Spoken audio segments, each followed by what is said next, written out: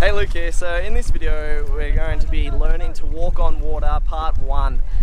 So walking on water is a new trick for me. It's something that I'm just learning, and so I thought instead of just making a video knowing how to do it, would actually just learn a bit about the progression and see, go along as I try and basically start landing them. So I thought this video would just go through a couple of things that I was told, some bit of technique for how you can start that I've already found really helpful.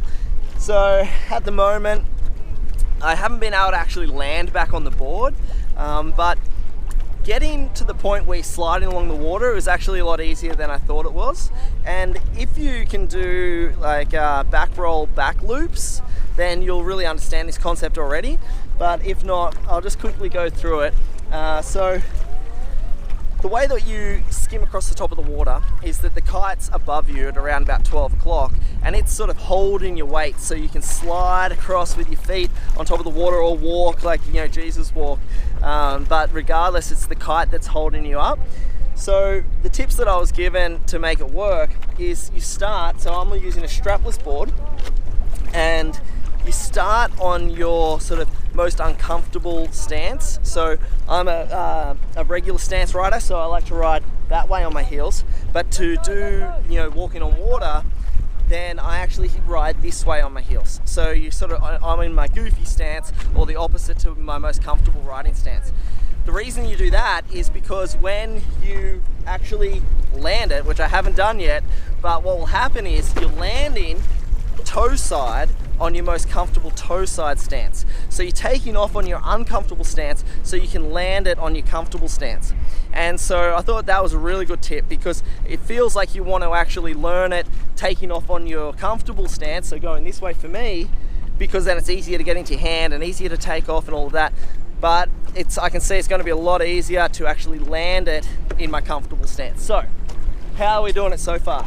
Basically hammering along as fast as I possibly can go on my heels, and then just as you're about to sort of see a little takeoff, you've got to pop the board up into your hand, and then at the same time the kite's sort of around about 12 o'clock and it holds you up, and you slide along the water, and then you back loop it. So crank on the backhand, it loops, which gives you that little bit of extra pop.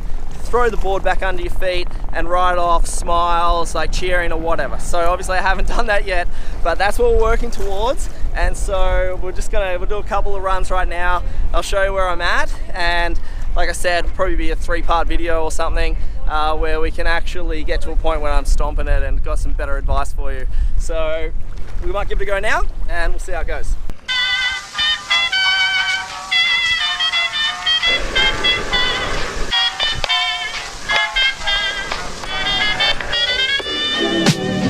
I'm flying high, but I've got a feeling I'm falling for nobody else but you. You caught my eye, and I've got a feeling I'm falling. Show me the ring and I'll jump right through. I used to.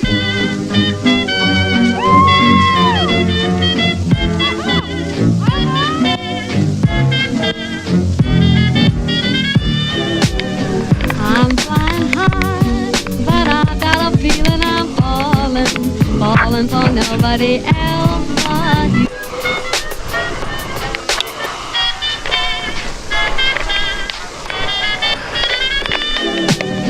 I'm flying high, but I've got a feeling I'm falling for nobody else but you.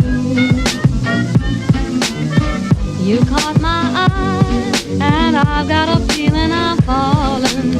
Show me the ring and I'll jump right through. I used to.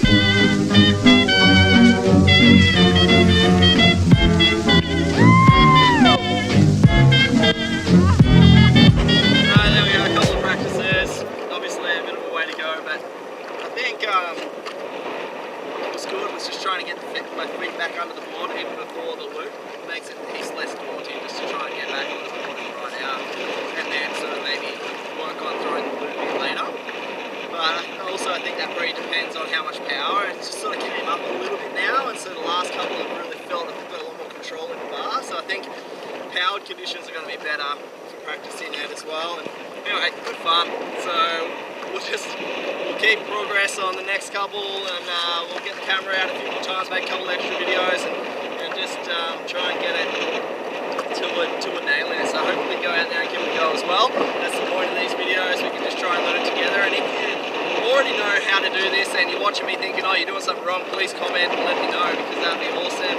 If you can already sort of walk on water or barefoot ski, and if you're learning and you've been practicing and you've got some tips as well, let us know, and I'd love to hear about it if anyone starts dialing it. So thanks guys, thanks for watching, we'll see you in the next video.